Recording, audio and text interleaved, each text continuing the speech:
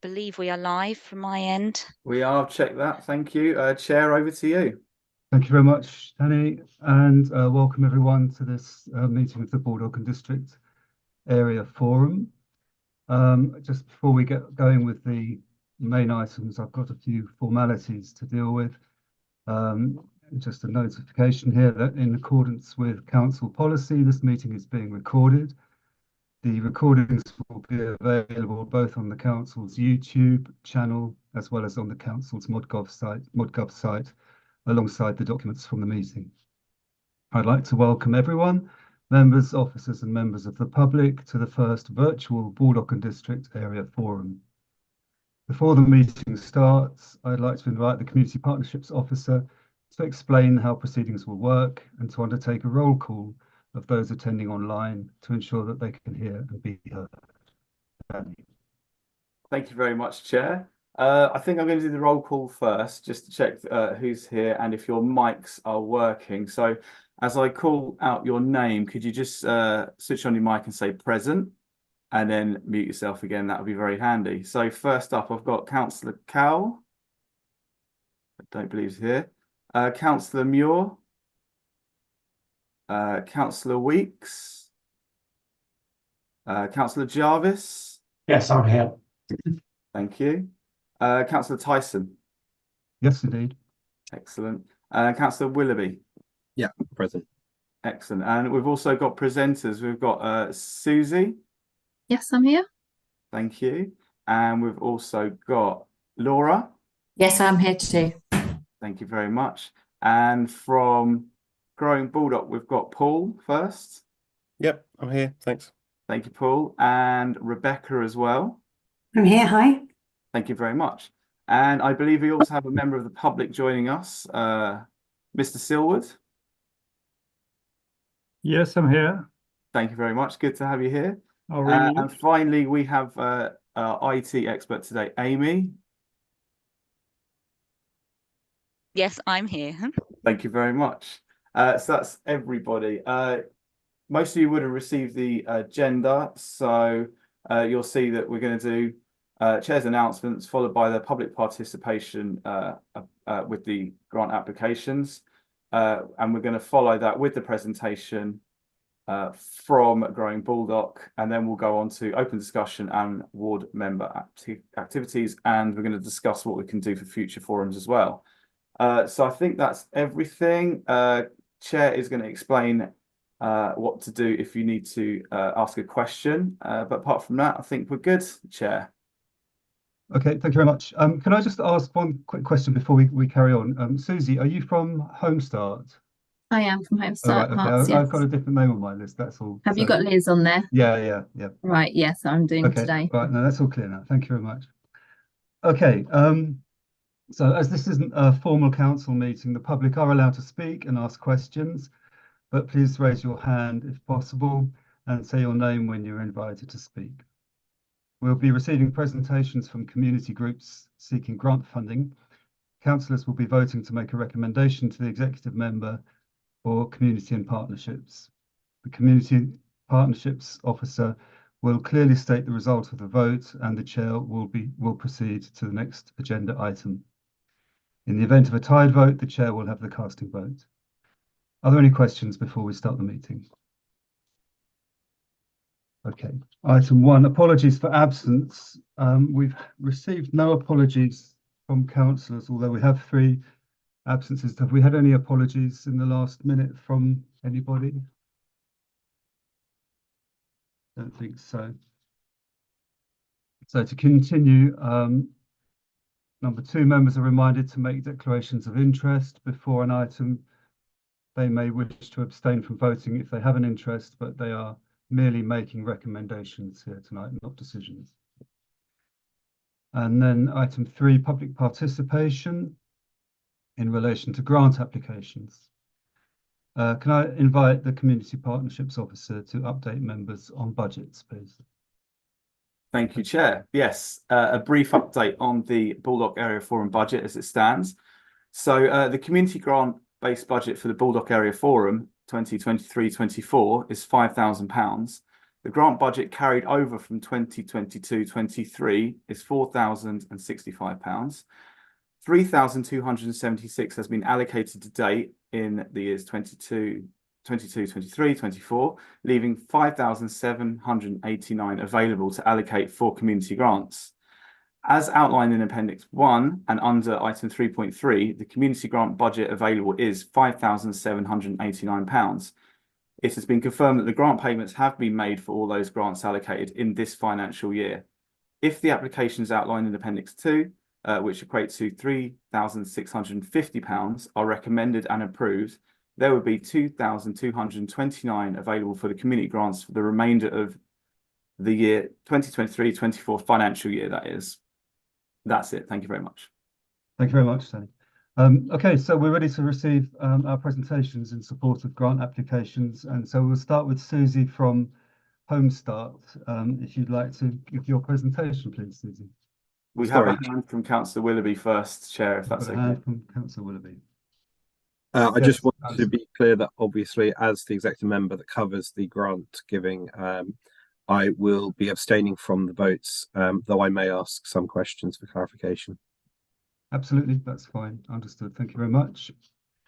Okay, Susie, over to you. Thank you. Good evening, and thank you for the invitation to come and present to you all.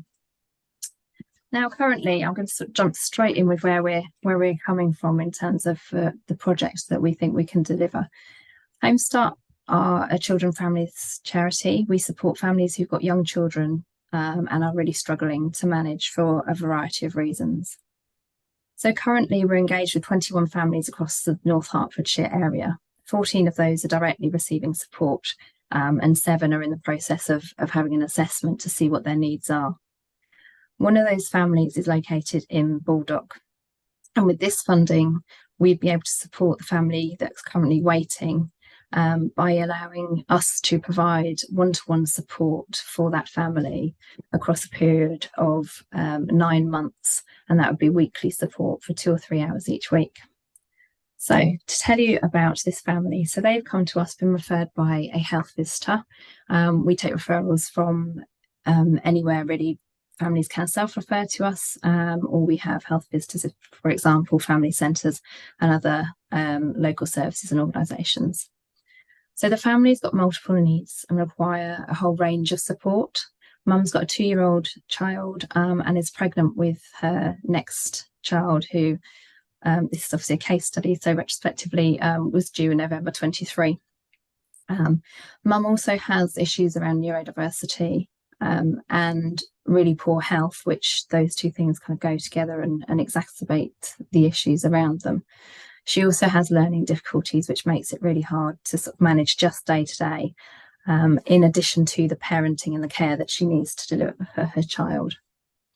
She's got particularly low self-esteem, and sure, it wasn't that long ago that she'd split up from a partner, so she's also trying to battle with her emotional trauma around that.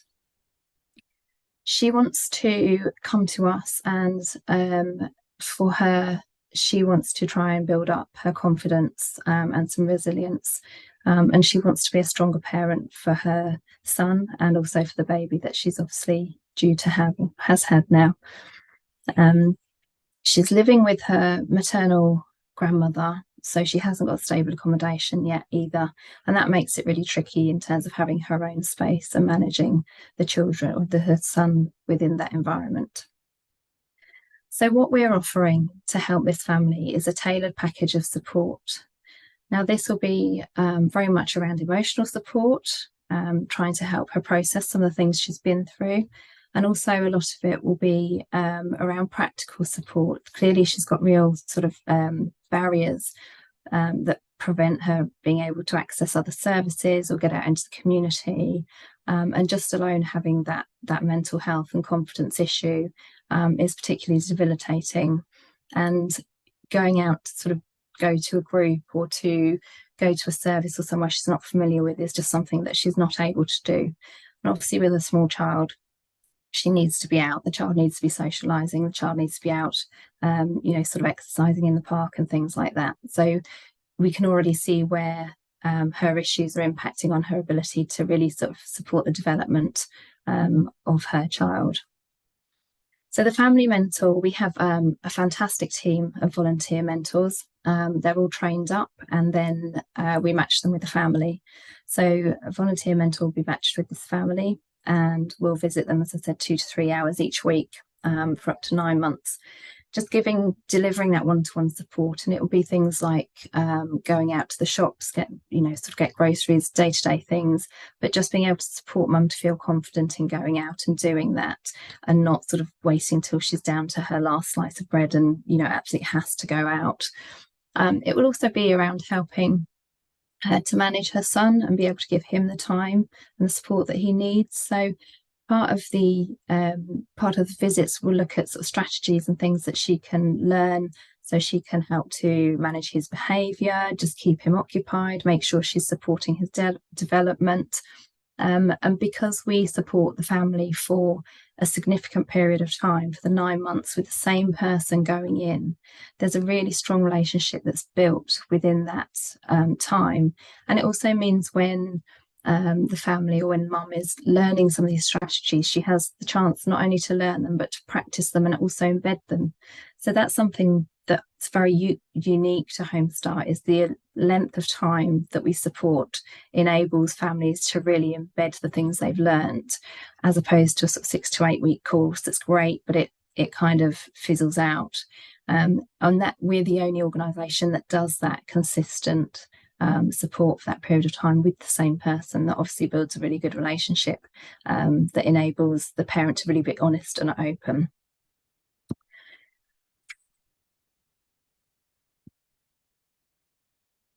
So that's what our project is about, making a difference for that family and for that child, so that he can have the best start in life and her new baby can have the best start in life.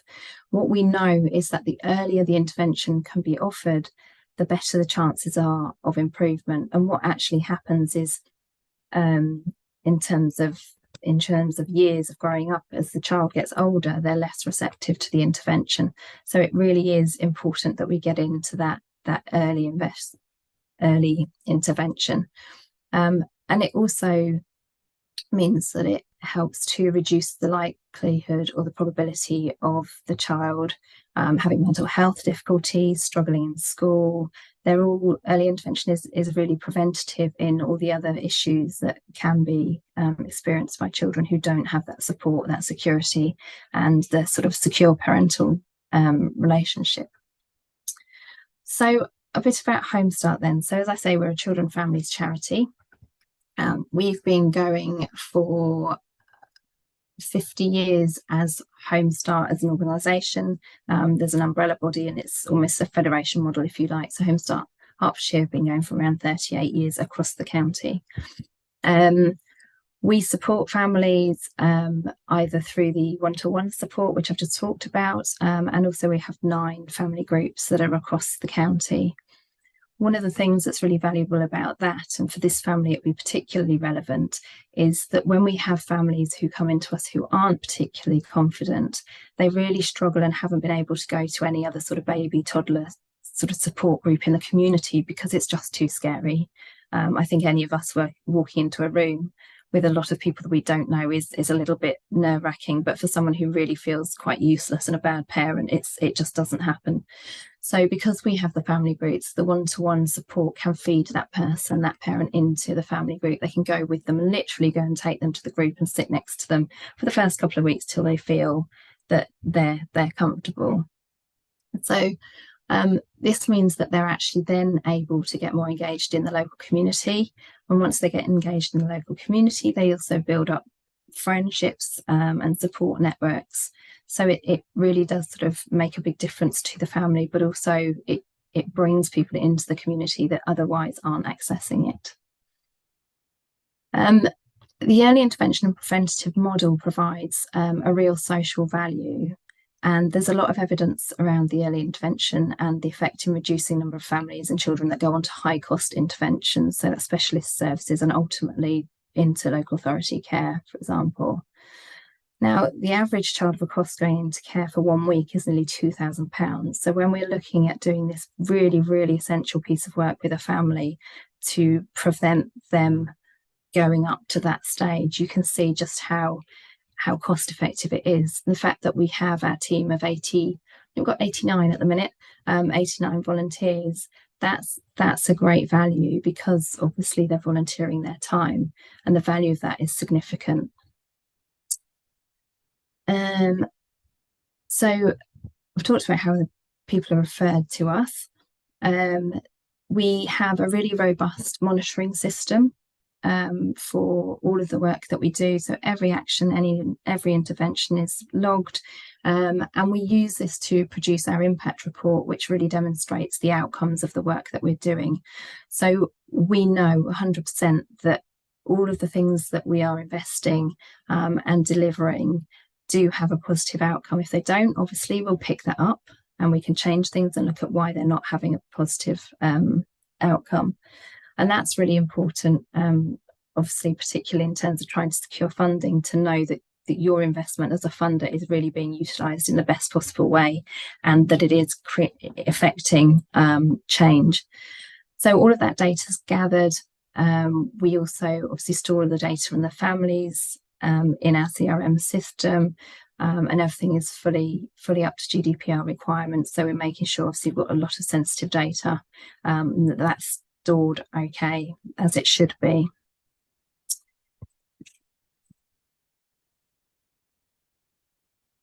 So I just wanted to read a few sound bites to you, just to give you an indication of what previous families that have been supported by us have said.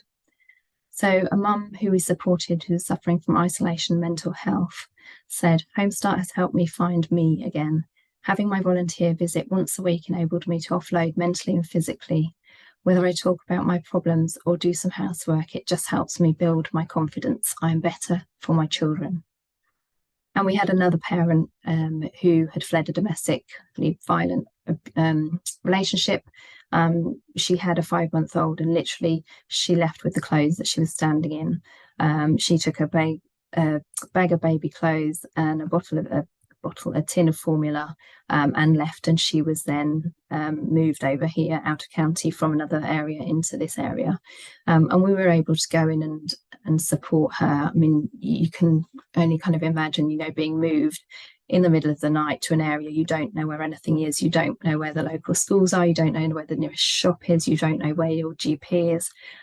So that was a really important piece of work of going into there to just help this traumatized parent to start to find sort of, you know, the basics of what they needed. So we, as well as collecting the data around looking at outcomes, we also use it to survey our families. So we do a survey each year with our families, our staff and our volunteers. And of the families supported, it was reported that 90% of the families had seen an improvement in either one or more of the issues that they'd been struggling with.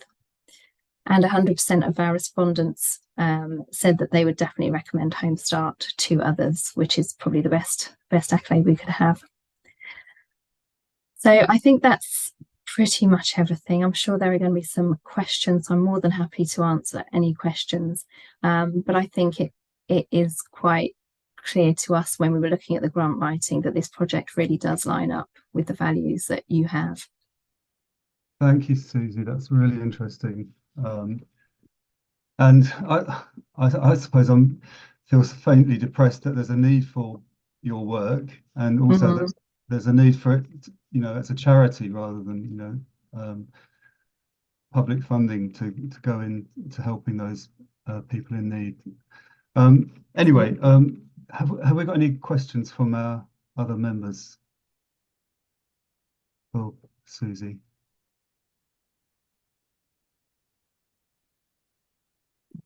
Alistair? No, Steve? Yes. Well, I know Susie because actually my business did some work with Home Start, although I no longer have that business, so I don't have an interest, I have to declare. So I'm entirely familiar with what Home Start does. So from that point of view, I don't have any questions, but that's not because I'm not interested in it. It's just Susie's told me the answers on other occasions. I think clearly Home Start makes a valuable contribution towards improving families' lives, and as part of that, actually saves the county council money, not the district council money directly, although there are clearly some spin-off costs to the district. So it seems to me that it performs the entirely worthwhile function. It's very useful. It makes great use of volunteers. So I have no problem in providing them with some support. Thank you, Steve. Thanks, Steve. Yes, indeed. Neither do I. I think that it's a fantastic contribution that you're making.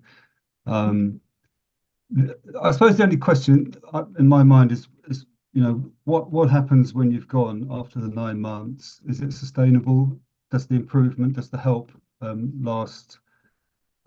Is it enduring? And I guess from the feedback that you've had from clients before, that suggests that the work that you do does have that long-lasting impact, which is Home Start UK did a report on what happened after, and was that support still having a benefit to families, and it did prove that it was. So I think the other thing is, particularly with the group, is a lot of the value of being in the group is for parents to meet other parents who are in similar positions and have that peer-to-peer support and build that social support network. Because I think the common factor really in all of the families that come to us is that they don't have a support network to access. So that group particularly helps form that network for them, which equally goes on to help them manage things a little bit better and have someone to pick them up where we might have done that previously. So yeah, absolutely. Okay. Yeah, thanks, that's lovely, Susie. So certainly I'm in favour of approving the recommendation for the grant of as applied for the £2,660, and I think Steve has already indicated that he was in favour of that as well. So I don't think we need to go to a formal vote on that with just the two of us. And Alice has already said that he's not going to take part in the voting. So I think we can take that as accepted then. Thank you very much. Thank you. Great. So if we move on, then we can turn to Laura from Resolve. So Laura, you'd like to make your presentation now? That would be fantastic. Good evening, everybody. Thank you for inviting me. I'm just going to do a very short presentation to add on to the application form that I put in. So I'm the Chief Exec of Resolve. I've been there since April. Our founder and CEO retired after 15 years, so I took over from him. The purpose of Resolve is to meet the needs of local people who need substance misuse treatment, are homeless, or are experiencing poverty. And we help clients move to a manageable, positive lifestyle where they can contribute to and enhance the community where they live. And we've delivered free drug and alcohol treatment services in North Hart since 2018. And this was set up as a result of local demand and local need. We also run some additional projects over in Hatfield and over in Welwyn Garden City, but this application will focus on the service that's based in Letchworth. And we provide high quality psychosocial treatment based services, and these are unique, they're flexible, and they're personalised to suit the individual.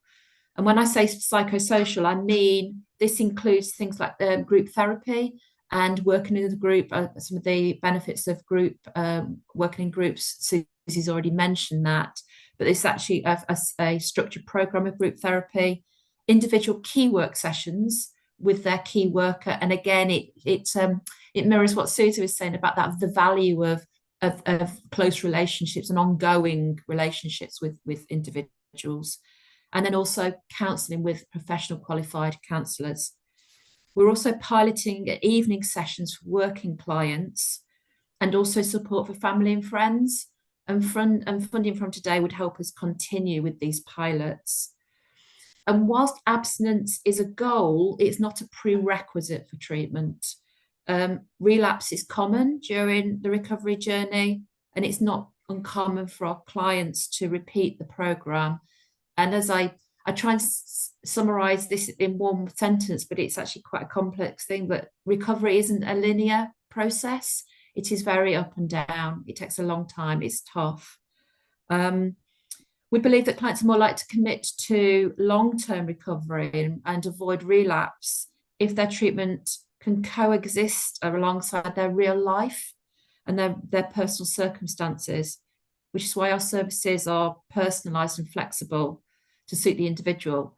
And that's why we're really quite keen on the evening session, so that people can kind of fit their life around their treatment and their treatment around their life.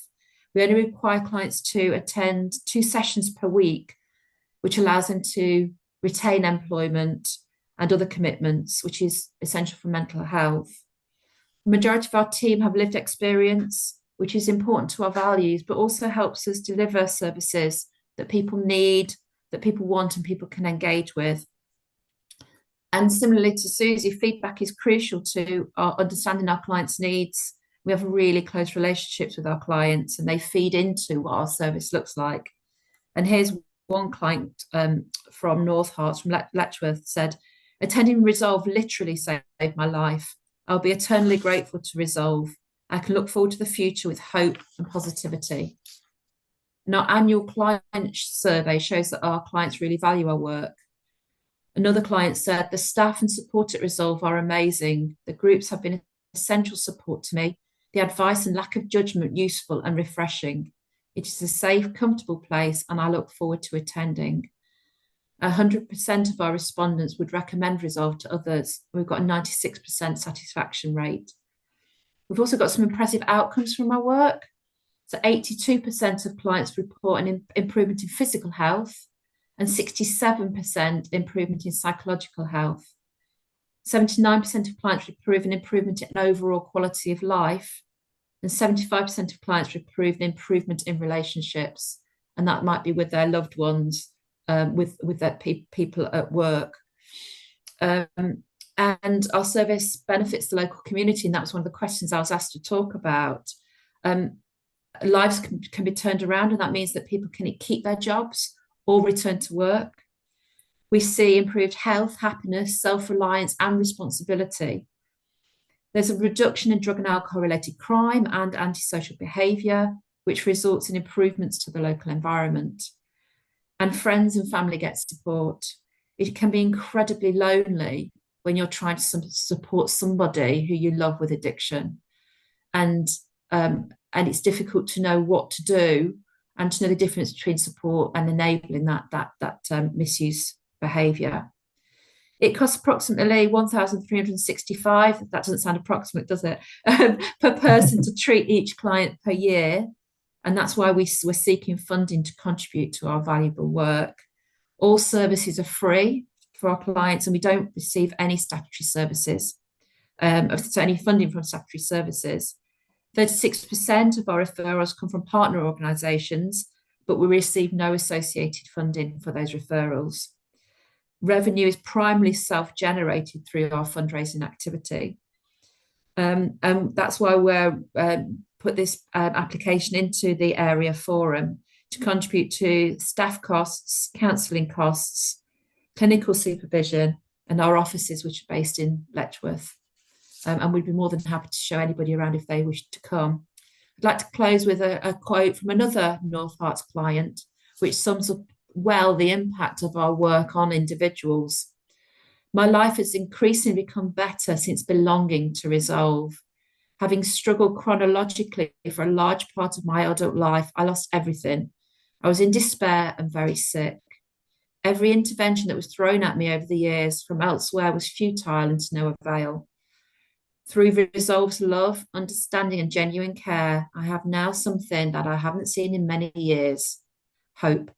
I can't put a price on that." So thank you. I'm happy to take any questions. Thank you very much, Laura. Another very powerful presentation, and what a fantastic cause it is that you're offering to people there. Do Alistair and Steve have any questions that they'd like to put to Laura? Or comments? It'd be useful to note that last year and last financial year we helped 18 individuals from Baldock or the district of Baldock. So just to kind of put that into context, that's quite a high number. That's quite a high number actually compared to other areas. I wonder what that says about Baldock. Probably it might be about transport links as much as anything. Well, so I was going to ask about that aspersions on because, Baldock. yeah, I'm going to be a bit cheeky and steal a question from the Royston area forum because I watched their YouTube broadcast last week, and the question did come up to you there about transport, didn't it? Because it's a problem. From there, if they've got to get to Letchworth from wherever they live, it may not be the easiest of journeys to make on public transport for some people. Obviously, Baldock, as you say, there's an advantage there, less so for the villages around it. Yeah. It's interesting, and if I can follow up from that meeting last week, I was in the office in Letchworth today, and I was overhearing conversation with the key worker and a client who lived in Royston, and she was saying that she actually could only afford to come once a week because that's all she could afford on the public transport. Yeah. And as a result of that, I've put the client in touch with the community transport, the Royston community transport. So hopefully we can get some transport so that that particular client can attend more often if that's what she needs to help her treatment. The more people come, the more likely they are to sustain their treatment. So that's just one example of how actually you come to a meeting to talk about funding and actually contacts and networks are made. Brilliant. That's excellent. Good to hear. Steve, do you want to come in? Yeah, I mean, there are clearly other organisations working in the same field, aren't there? How do you work with them? Yeah, I mean, there's very little in the North Herts area. So one of the reasons that we opened up was because there's not a lot of support services around addiction in that area. We work really closely with CGL and also the Living Room, which are the two in Hertfordshire, but we're very different. So CGL are often about harm reduction, and we're not harm reduction, we're abstinence based. Where something like the Living Room, they expect attendance of 5 days a week at their services, and it's much more intensive than what we do. They also are AA based, and we're not. So there is a difference there, but often it's about that proximity. We refer into each other. So sometimes it's about the best fit for that individual. So if they've got really high needs, they might be better at CGL. If they have got, if they can commit to 5 days, they might be better at the Living Room. So it's about kind of working with that individual and working what's best for them. We're not in competition with each other. There's enough need in the community. But often it's about that geographical, who's closest and who can they get to, and how does that fit? If people have been with us for longer than a year, we always have that conversation with them about, are they ready for this? Or indeed, are we the best organisation for them? There are other places that can support them. Okay, thank you very much. Alistair, your hand was up, but it no longer is. So I take it you've no longer got a question. Yeah, no, I don't have a question. I will say I visited Resolve and spoke with Laura a few months ago, and I think it's absolutely fantastic work they're doing. So while I won't be voting, I'm very supportive of the work they're doing. Fine, It was a pleasure. It was a pleasure to host you, Alistair, and I'm happy to host anybody else as well. You just froze up there for me, there, Laura, but I'm very much hoping that you're saying that we'd be welcome to come and visit, because I'd love to take you up on that invitation. I'd love to show you around, and I think you probably chatted to some clients, Alistair. It depends on when you come and who's around, but our clients are very, very, very open to chat to people.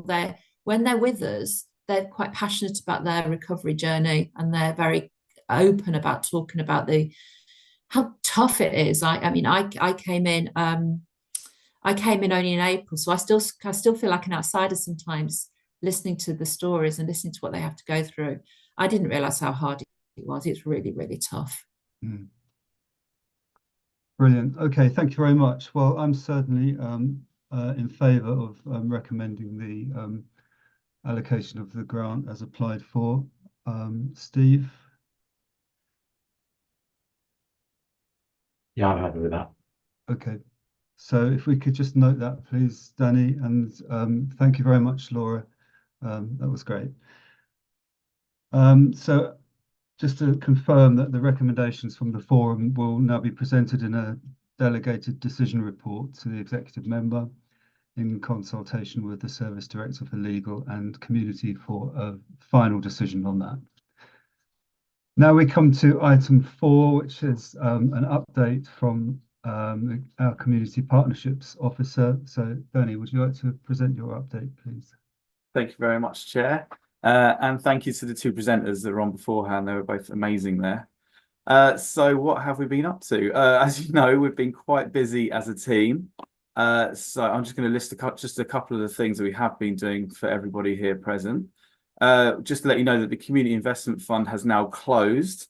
There was an oversubscription of 3 times the amount of the allocated funds available, with those scoring the highest from the initial assessment progressing to recommendation by the panel, and that was on the 18th of January. We've also been coordinating voluntary support response to the asylum seekers based in North Herts. And many of you have seen that we had the North Herts Heroes Awards. We were asking for nominations, and that closed on the 7th of January. The awards ceremony will be taking place at the Chair's Civic event, and that will be on Friday, the 1st of March. Another update from that, we actually picked the winners on Friday last week. So we are notifying them as we speak now, and then they'll have some videos arranged for them so they can promote themselves and the organisations that they work for. So we're just in the middle of doing that. Also, as you know, we coordinate various network groups, these including the Youth Action, Food Provision, Arts and Culture, Green and Growing, as well as various estates throughout North Herts as well. And we also facilitate the councillors' community surgeries. We've got the Letchworth one coming up this weekend. Also, obviously, we share all information on social media and our mailing list, as well as our network groups. You would know that we've also got the Holocaust Memorial Day, which is going to take place on January the 27th this year. That's going to be at the council building. Obviously, everyone's welcome to come along. And that is going to be a hybrid meeting, so people can go to the chamber or they can watch it from their homes. If you'd like to attend, please do let us know. We also worked with the Hitchin Rotary Club recently and to hold a youth showcase event in the Market Square. And also we work with the Royal British Legion and the Letchworth Bid to help deliver the Letchworth Remembrance Day event. Again, that was November last year. You'll also know that we've had a reshuffle of community partnership team in October, meaning that some officers now cover different areas. More Baldock focused, I was lucky enough to go on a ward walk with Councillor Willoughby and a local police officer. So they were showing me around the area. Also, I'm working with the Baldock Community Centre, and also Settle, as I know they'll have plans to work on Nightingale Park. I've also worked with a couple of the businesses on Church Street, again with Councillor Willoughby there, and we're going to try and reinstate a missing tree that got knocked down by a lorry last year. So I had an update about that, and that is happening after the cold snap. So we are going to have a new tree there on Church Street, hopefully in the next few weeks. As well as meetings set up with the Baldock Events Forum, Nightingale Park Wildlife Garden, and the Baldock Library. And I'll be meeting them after we've done the Letchworth Forum next week. So I think that's it from me. If anyone has any questions. Yeah, I think Alistair's waiting to come in on something. It's not a question, it's a correction. I'm sorry, Danny. Holocaust Memorial Day is on the 27th. Our event to mark the day is on the 26th, on Friday the 26th, at 1 p.m.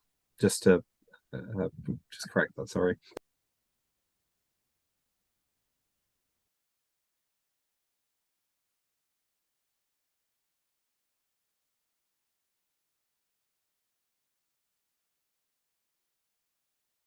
You're on mute Hey, at the muted. moment, Chair. Sorry about that. Yes, slow learner. And thanks for the presentation there, Danny. And just to avoid any doubt, the Memorial Day event is on the 26th, the Friday, at the council building. Now we're coming on to our next agenda item, which is the presentation from Paul and Rebecca from Urban and Civic, who are going to talk to us about the expansion of Baldock, the growing Baldock project, and give us their latest updates on that. So over to you, Paul. Thanks, Chair. I think, are we going to share our slides, or is it all right for Danny, Amy, for you to? We have IT support. There we go. Thank you very much. Thank you. Thanks. All right, great. So, thanks for having us this evening. I think I've attended a couple of the in-person area forums over the past few months, and then I think a lot of you and a lot of people from Baldock and the surrounding area came and met with quite a few of us, including the rest of the Urban and Civic team, when we ran our consultation events in November. I'm here today as the project director for the Growing Baldock project, which is looking at land that surrounds Baldock to the north, east and part of the south of the town, which is all owned by Hertfordshire County Council and has been brought forward for new housing, new open space, community facilities, and roads and cycleways and footpaths. And I work for Urban and Civic. So you'll see on the slide here that we've got the Hertfordshire County Council logo and the Urban and Civic logo. And Urban and Civic are a master developer. So what we do is take large areas of land, such as the one that we've got at Baldock, and then we turn those, we create new communities on those parts of land.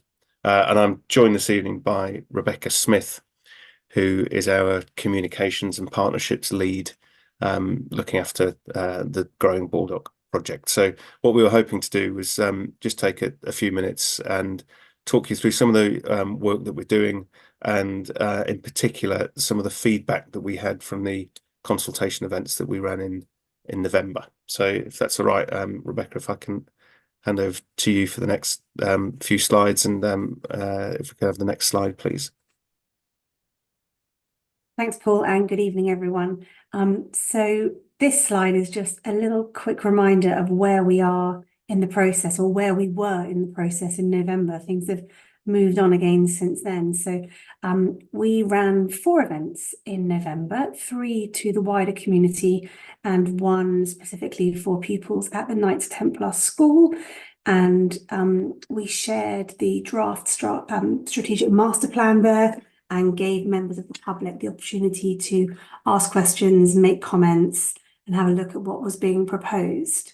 And yeah, as I said, this is just a reminder of all of the points along this process where members of the public will have the opportunity to look at what we're doing and make comments and help to shape the plans.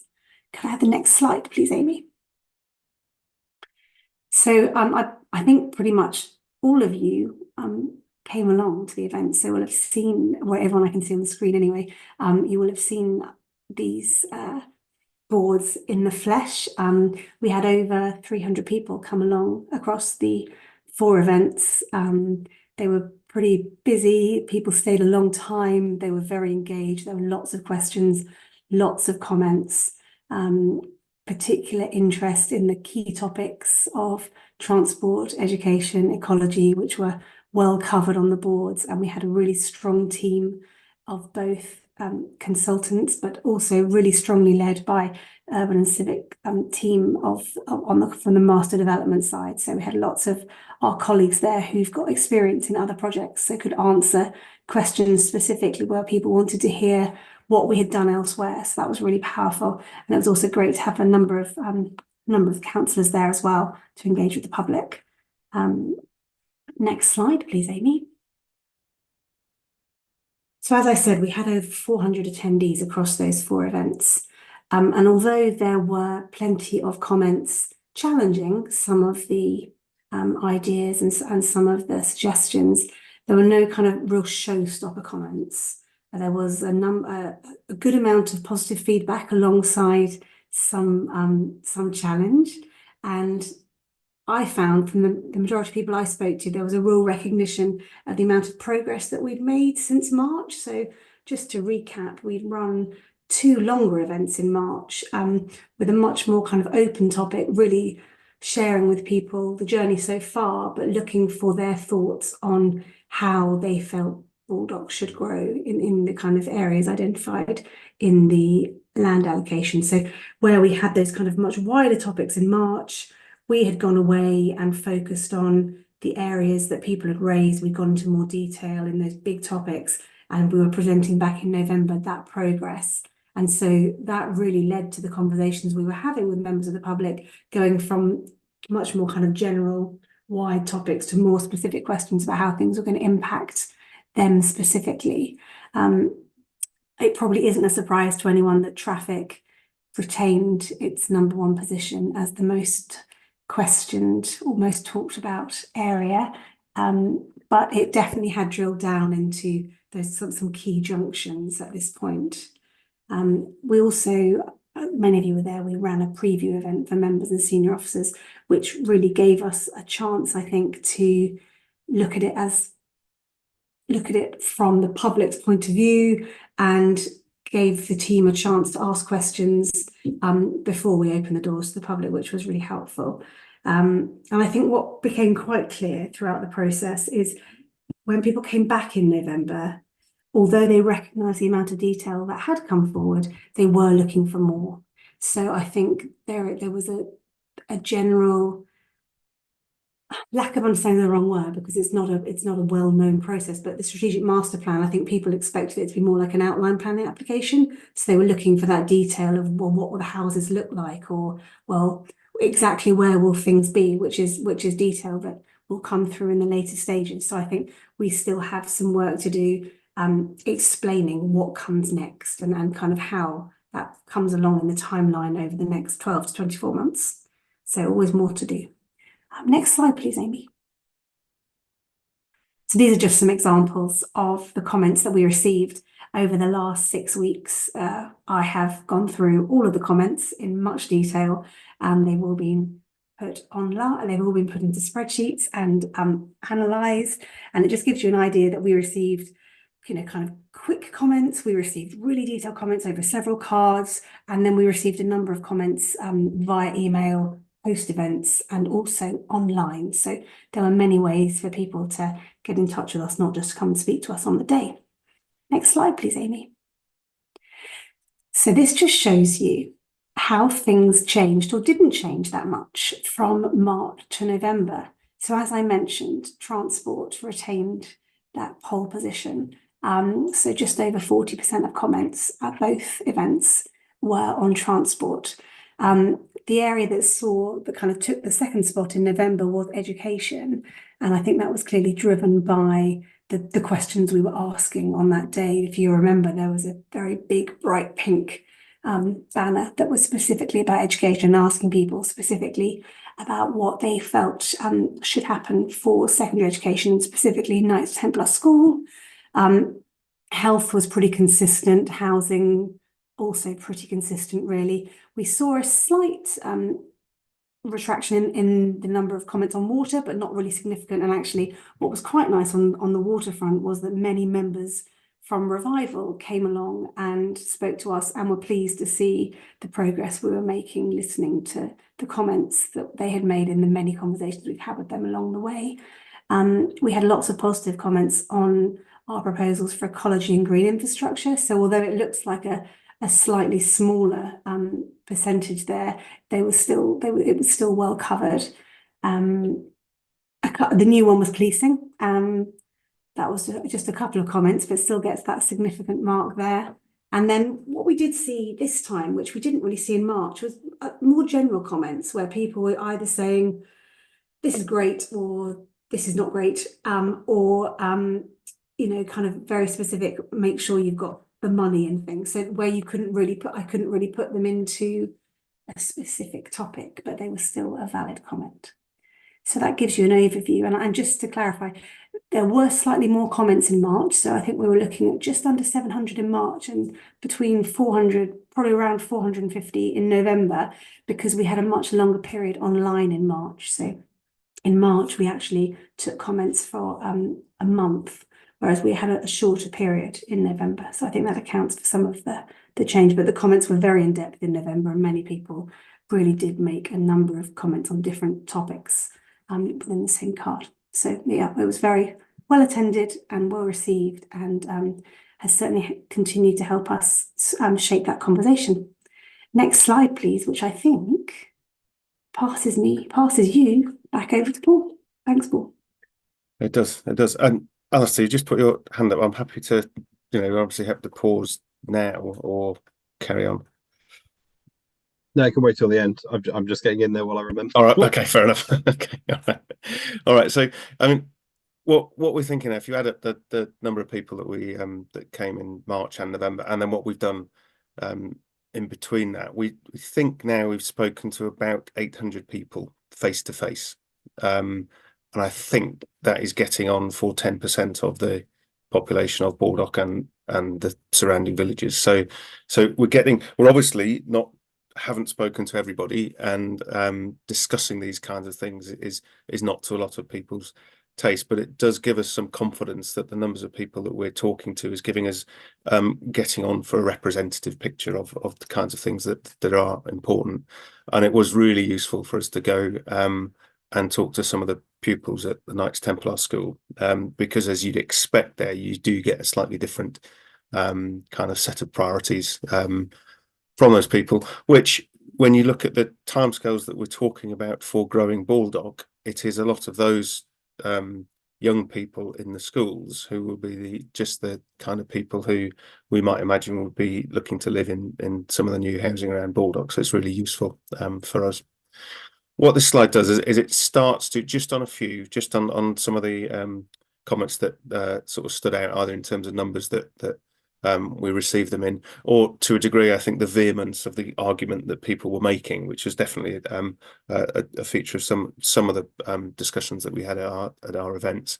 We're trying to show here that there are some things that we've been asked that we think, broadly speaking, we're content with the proposals that we're making. Now, that's not to say that everybody agrees with them at all, but there's some things that we've looked at where we think, well, we've had a really good go through this, particularly with some of the council officers, and we think we've got the right answer, and then therefore it's about explaining that to people and making sure that we're really clear what's happening. So top left on the screen here, one of those is there's the potential, we think, once we've put in our roads and once we've built a new bridge over the railway line, that the route out along Bygrave Road for private vehicles, we've got the potential to close that off for private vehicles. So this is a really, it's obviously quite a sensitive issue, and it's something that we need to come and talk to Bygrave residents about more. But with the additional work we've done since November, since the consultation events, we still see this as one of the things that we should keep on the list of things to do. On the top right, we've got some things where we think we broadly feels like we've got the principle right, but it might well be that there's some changes we need to make to some of the details. So we had a lot of discussion about the proposal that we were making to basically make what we call a modal filter, but really what that means is something that would block off private cars, private vehicles, and not allow them to get through. And we think there could usefully be one on the Football Close Icknield Way junction with Station Road.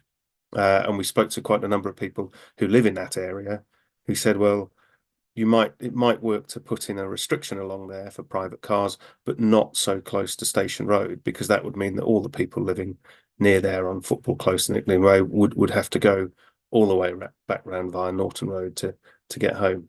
So we think the principle of that feels right, but we're going to have another discussion with some of those residents to make, and it might well be that we move that restriction further in along footwall close for a distance to allow the people living closest to Station Road to get in. And there's a list here of other kind of similar thoughts where we think we've got the principle right, but we're not quite sure about exactly how we might implement that. The two next ones on the list, again, a private vehicle block on Norton Road, and the potential to ban the left turn coming from Letchworth to turn up Station Road. And I think that one in particular was perhaps the single intervention that had the most criticism. So when I say that we think broadly still it feels like the principle's right, but we might change detail, those two in particular, I think we'll be looking very much at checking that all of our work and the work of the Highways Authority agrees that they're the thing to do, a thing to keep in our proposal, but leaving those as something that we wouldn't implement early on, and then approach this through a mechanism that's called monitor and manage, whereby basically we make some of these interventions and then we check as new homes are built whether or not they're working, and we will keep something like a left turn ban in the bag if we needed to implement it later on. These traffic interventions are really, a lot of them geared towards taking some of the through traffic out of Baldock, because that's something, if we go right back to when we started working with you 18 months ago or so, it became really clear that this was really affecting the environment, and certainly a large amount of the traffic that's in Baldock's made up of cars and lorries that are passing through. And then on the bottom left, I think something whereby yes, we need to have a look, and we might make changes, and this is why it was really good for us to do that consultation in November, and it won't be for a month or so that we actually send in a strategic master plan into North Herts, asking for their approval. So there's a few things there about, I'll pick out the one in the middle there on the bottom left, about access to a secondary school if the secondary school gets located in what we call BA3, which is the land between Clothall Common and the A505. So that's the land just past where the allotments are, and in between, just off the old Wallington Road that's been obviously now is not a vehicle route. So we're thinking about whether, if a school goes there, whether it's best to have the vehicle access from Wallington Road itself, from Royston Road, or from Clothall Road, and that's something that we're now working again, gone back to the Highways Authority to just look at the different options we've got there. And there's a few things on the bottom right that we think are really important. We think that there might be some good value in them, but it's not something that we need to pick up as part of our strategic master plan, a part of the work we're doing now, and it would be much better for us to address those in the outline application. So when you think about some of the comments we had that Rebecca's picked up on, people tend to understand what a planning application is, and there's a process for consultation around that, and there's a process whereby people can make comment to the district council. There's a few things there that we think we will need to pick up a part as a planning application, but you might not see them in the master plan that we submit in the next month or so. The next slide goes back to that overall timeline that we're in. So we're about to submit our strategic master plan to North Herts. There's an approval process whereby your councillors will consider that.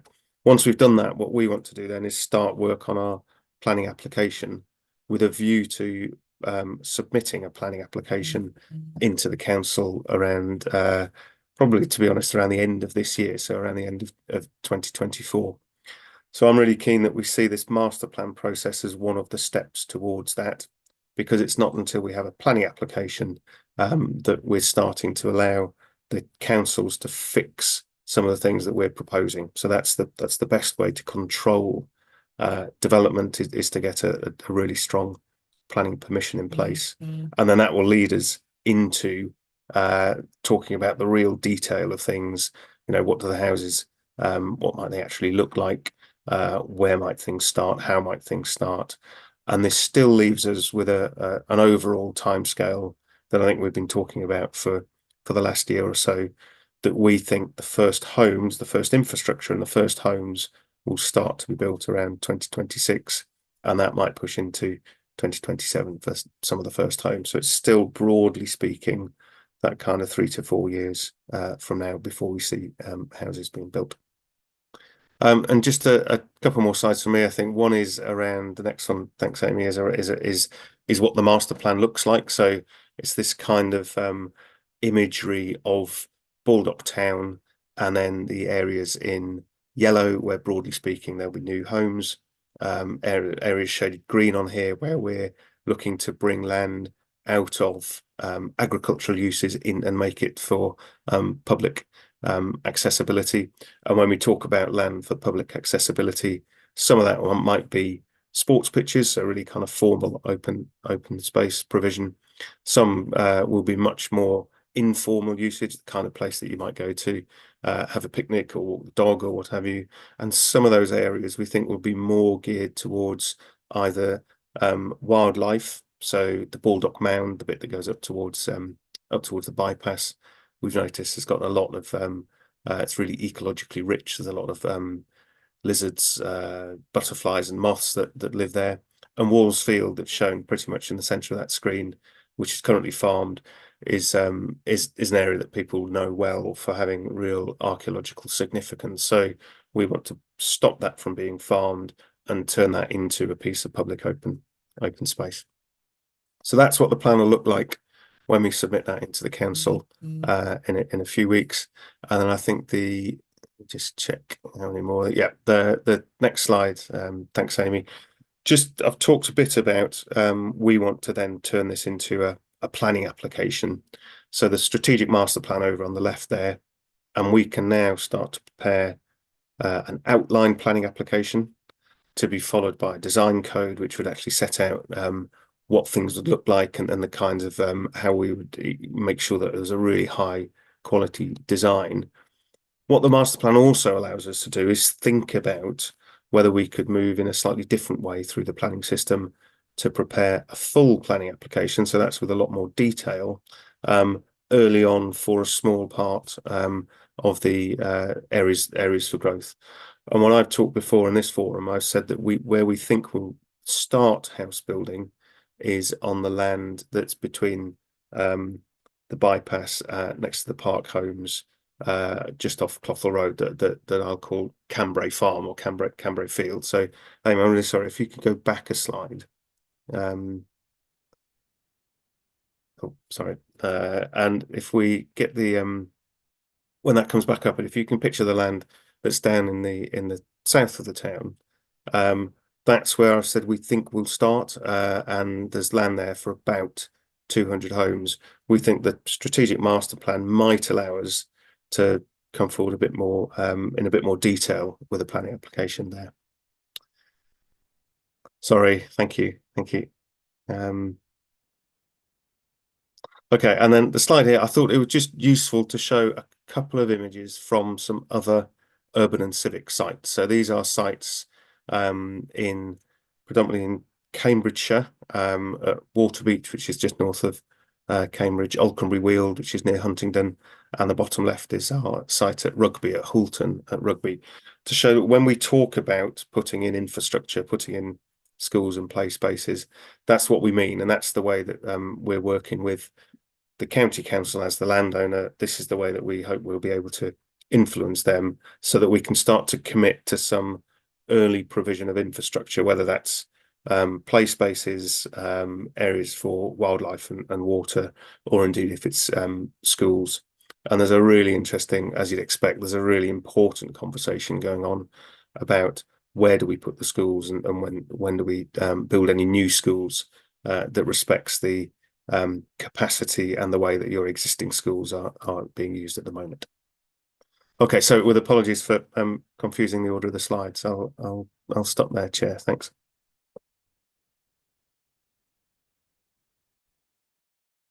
Thank you very much, Paul and Rebecca. That was very interesting. So if anyone's got any questions, I'll start with Alistair, as his hand's been up for quite a while now. Thanks, Tom.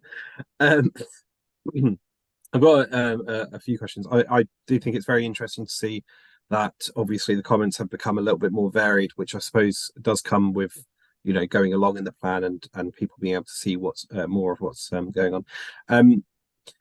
A couple of questions and so one, I'm pretty sure I saw a comment saying about connecting up the A507 across to, was it Royston Road across Clough Common that it was mentioning. Was that correct on there? Yeah, it may well be. And actually, I mean, I suppose whether it's on their comment or not, it's definitely something that we've been thinking about. And there is a one of the things that's talked about in the local plan is doing just that. So is connecting Clough Road up through to Royston Road in some way, going either through or just to the south of Clough Common. The proposals we're putting together don't make that link for private cars. So for vehicles, we're proposing that link would be made for buses and would be made much more easy for pedestrians and cyclists. But we've stopped short of saying there should be a private car route through there, and really just on the basis of not wanting to encourage traffic flow going in a through a part of the town that we haven't got it at the moment. Right. Okay. Yes. So that is similar to what it was before. That's what I was just wanted to check. And the second question is about Woolsfield and sorry, I have forgotten the other name of it. The one behind the allotments on Wallington Road / you know, the corner of Wallington Road and Clough Road, leading onto the Buntingford Road. You said obviously that they're going to stop being farmed. Do you have a timescale for when that might be? Is that going to happen relatively soon, i.e., in, you know, sort of at the same sort of time as when the very first house was being built, or is that to come in later in phase? Yeah, I think I really like the idea that as we put forward proposals for the first set of housing, we start to build those, that would be a really good trigger for thinking about Woolsfield, and it's got a really unflattering title. It's called the Urban Open Space Land. That's that bit that's next to the between the allotments and the bypass.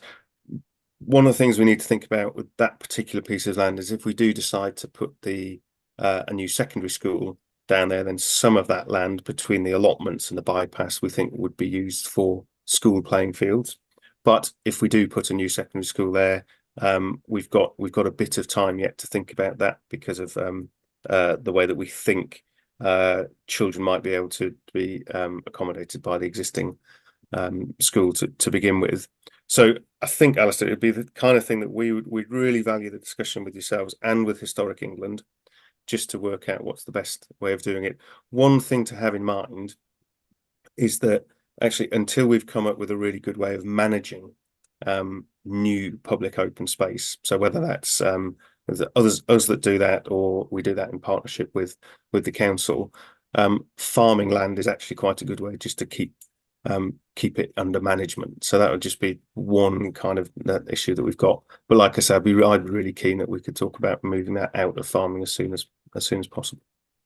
Thank you. I just because sort of leading off of that, sorry if you don't mind, Chair, is if you're going to turn those into playing fields for the school, or certainly part of that, and you know, we've spoken about it before, and it's I think good to have more conversation about this, particularly with members of the public, whether those as playing fields, i.e. football pitches, rugby pitches, etc., might be in use for, you know, on evenings or weekends for local teams and other sports and health and well-being taking place there.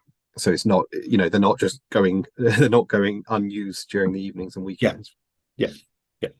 And whether we could then have changing facilities and / changing pavilions for that, because we are in dire shortage of that across the district. So it would be quite good to see, especially in women's sides as it happens, which is obviously partly a result of the Lionesses winning. Yeah, It would be good to see more accessibility for teams that take space. And I think one thing that'd be really useful now, as we're kind of moving from this first chapter, if you like, which is the strategic master plan, into what is it now that we can put into our planning applications, is we get that list together of the things, and because these are relative details, I think, you know, so let's get that list together of the things that we might want to see as we start to fill in some of the gaps in the work that we've done to date. So yeah. Thank you. Okay, Alistair. Steve, your hand is up. Yeah, I mean, in terms of Wallsfield, I mean, if you stop cultivating it for agricultural purposes, I mean, clearly you need to have some other plan as to what you're going to do with it. And formal recreation space is obviously one thing you could do with it, but I guess there are others. And my assumption was that you'd found enough pitch space in some of the other areas, but I didn't think Wallsfield was originally included in your calculations as to what needs to be used for pitch space. Is that correct? Yes, you're right, Steve. Yes. So when I talked about potential for pitches on the land between the allotments and the bypass, that's not part of the scheduled ancient monument. No, understood. No, so yeah, Wallsfield, I think some of our early plans, and I think it goes back to some of the plans that were included in the because of course there was a planning application from the county back in 2017 or so. It was shown there with potential for playing pitches. Our sense now, having had a couple of chats with Historic England as well, is that they really don't want us scratching the surface too much in that area. So yeah, we're saying that we don't need that land for playing pitches, but you're right, we just need to work out what will be the best use. The surface has been fairly much scratched by a guy with a plough for a long time now, and it's difficult to see what you can do with a piece of land without at least going a few inches into it. So a couple of other points. I mean, one of your things to consider was, as part of a planning application, was more leisure options. So does that mean off-site or on-site? I think the comment that was actually made to us was asking about whether we could put a cinema in town. Okay. I have not really got any proposals to do that as part of growing Baldock. But what would be really good to do is to, again, as we get a bit further through this, is to think about what's in the high street. Think about what it would be great to support for that, and then what options there might be. Some of this might be things that we could have in as part of community facilities that we're going to build anyway. Some of it's about how you use the open space, which I think will be one of the key bits. So we've got a question about, do we have new areas of open space that you might actually see as a destination? So you might start to think about how might people drive there, or is this more something that we think was just for people locally to get to on foot and by bike? Okay. And then I guess two other points. I mean, you talked about making a full planning application for a first chunk of housing.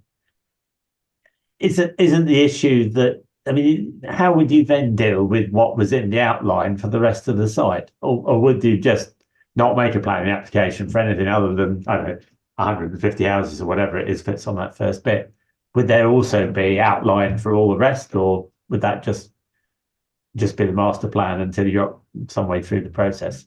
Yeah, no, and you're right. And I'm sorry. I mean, I toyed with putting that slide in anyway, but I'll try again. What we're thinking is an outline planning application for most of the land that is now being subject to our strategic master plan. Yeah. And then potentially a full plan, so a more detailed planning application just for that one part. So you essentially, that's the first of many detailed applications you just happen to do very soon after the outline one. That's right. Yeah. Okay, right. And my final question is, when we last spoke, you were talking about a master plan, submitting a master plan that didn't make it clear what you're intending to do about the school site. which, as you know, I didn't think was terribly satisfactory. Are you still in that position, or is the master plan going to say the school goes in well, BA3 or BA1 or whatever, which of the options?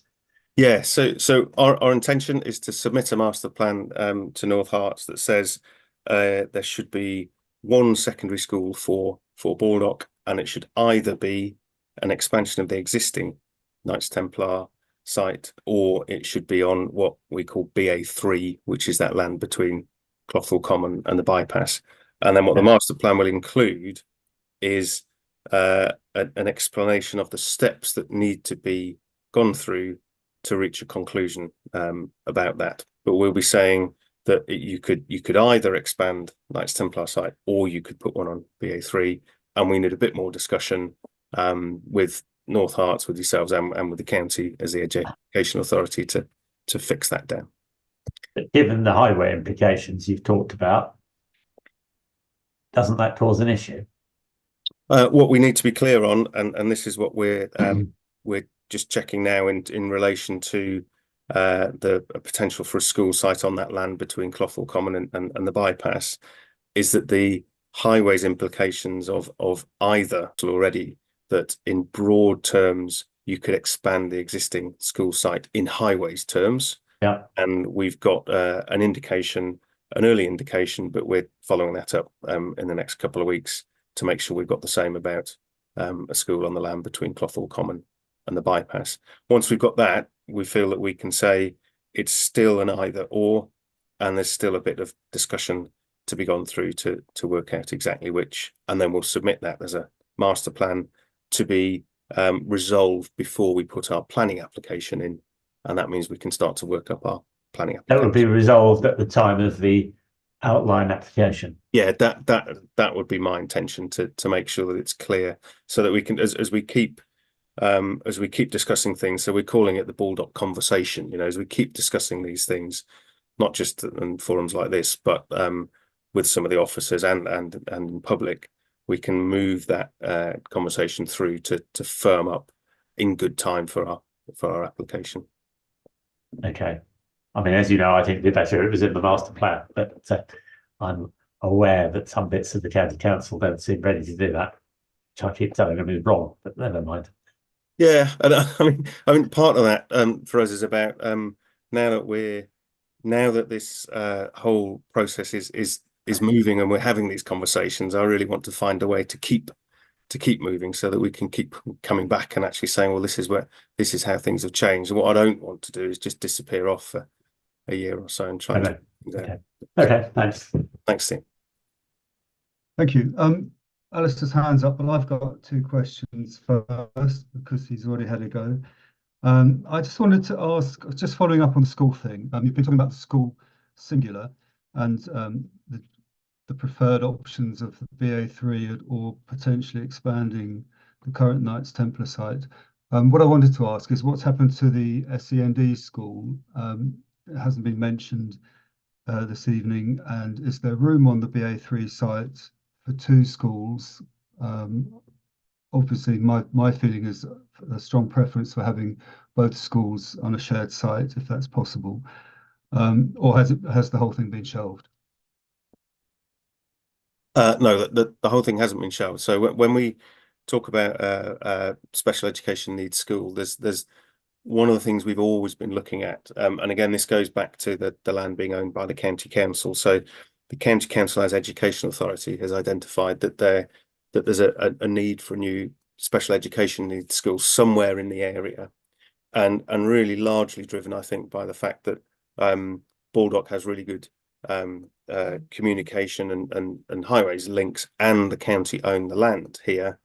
They've asked us to look at putting in a new SEND school, and the best place to put a new special education needs school would be next to a secondary school, and in this case next to a new secondary school.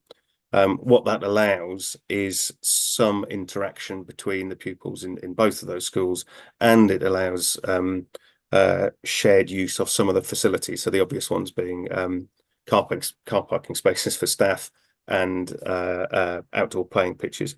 What we're saying Tom, is that to a degree, this depends upon the size, the ultimate size of the secondary school for Baldock, and there's still one of the parts of the conversation that we're having is about how many new children do we think will live in the new homes. So the land that we're identifying between Clothall Common and the bypass, we think can accommodate both a new secondary school and an SEND school. In our master plan, we will have some kind of form of a little rider on that would say this does depend a bit on the ultimate size of the secondary school. And then what's really important in there is just working with the county to understand when a new special education needs school would be needed, and to align that with the delivery of the first homes and this decision that we need to make over the next few months as to where the secondary school would go. I think if the secondary school stays on the Knights Templar site and we find that that's able to be expanded, then we'd need to think about putting a new special education needs school on a part of land that wasn't next to the Knights Templar. So we lose something in terms of the ability to allow children to work together across the two schools to an extent, but it's still very much something that the county council is keen on providing as part of this development. Okay, thank you. The second question was about road access to the station, in particular from Ashwell and Bygrave direction. And if there's no plan to build car parking spaces on the sort of Royston Road side, how is it anticipated that commuters are going to access the station from that direction? Not even for parking, but just for dropping off and picking up purposes. Yeah, so if you're driving from Ashwell or from Bygrave to Baldock Station, of course, currently it's most likely to come down along Bygrave Road and then turn left onto North Road Station Road and get in that way. I've mentioned that we'll build a new bridge over the railway line. When that's built, your route into the station will be to use our new bridge over the railway line, which would join you onto Royston Road on the town side of the roundabout with the A505, and you then need to come along Royston Road and then turn right instead of having come from along Bygrave Road and turn left onto Station Road.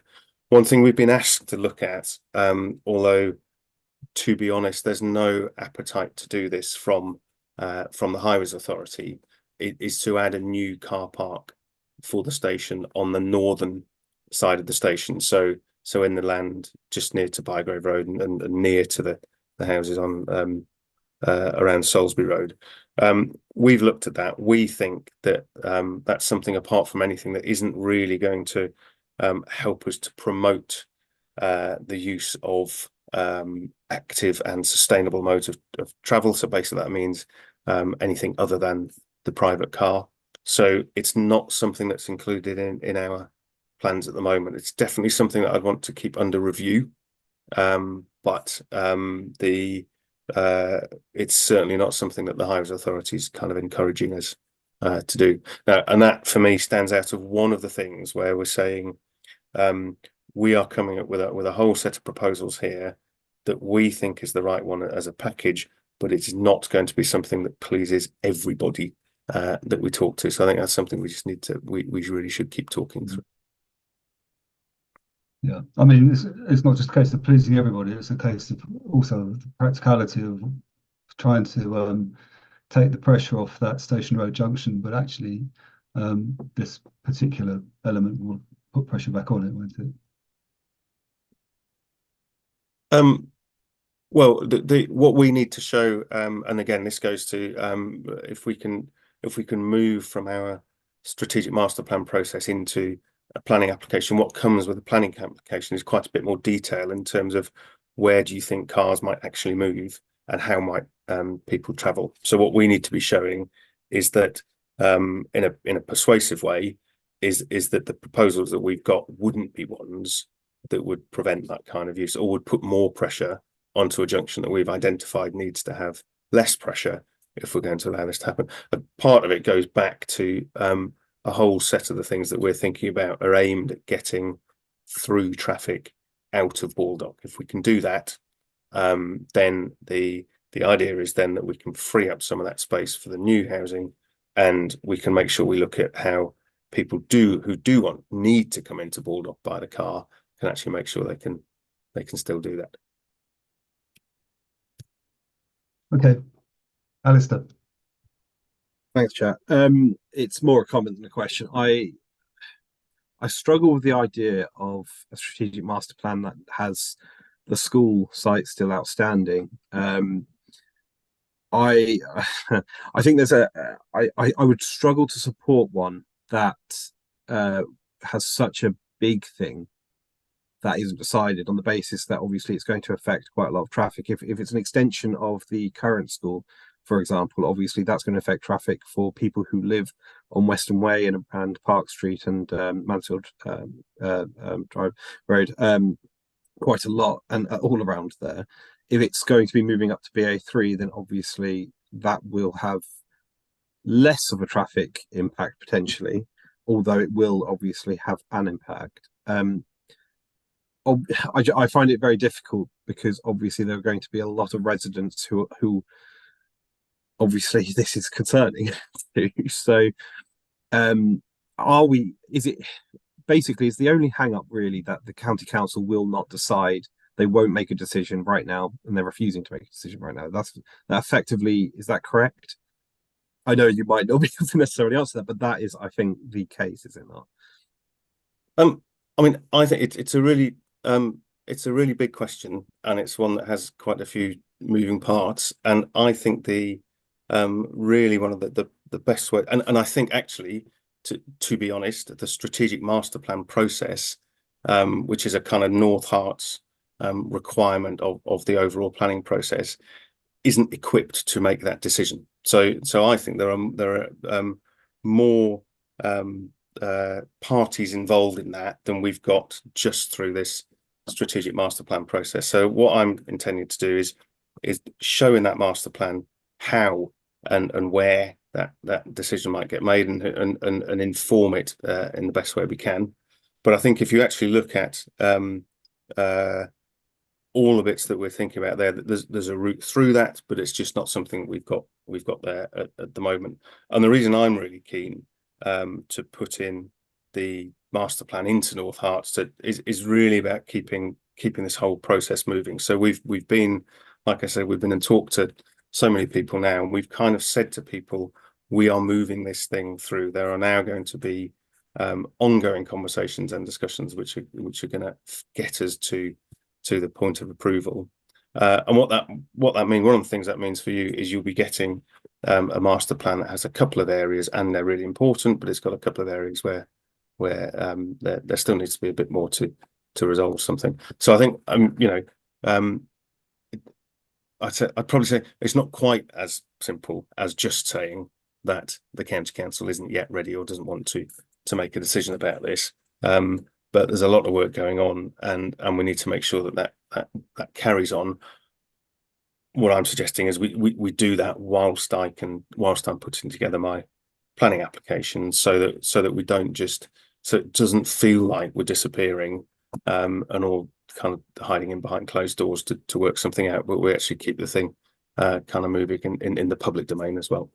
Well, can I come back on that? Because I think one of the biggest issues in this is if the school goes on the BA3 site, that's one thing, that's a school right there.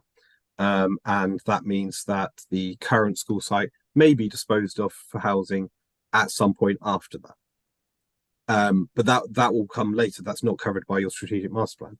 If there is housing on BA3 instead of a school, then that is housing that will be coming up much quicker, and the school will be extended. So that there is a big difference, actually. I think there is a big difference in the timeline for what is being built and when, and how that has an impact on infrastructure in the town, and how that has an impact on traffic in the town. So actually, I think it is actually quite an important thing to answer before a strategic master plan comes through the process, in my view. And I think what when I say that the information and the level of detail that you get as part of a planning application. So if you're talking about what you're talking about there is partly about the phasing of infrastructure and the programme for the delivery of new housing in the town. That's exactly the kind of thing that we can get a much better handle on when we actually run the kind of testing of transport models, for example, that we're now booking in time with the county council's transport model.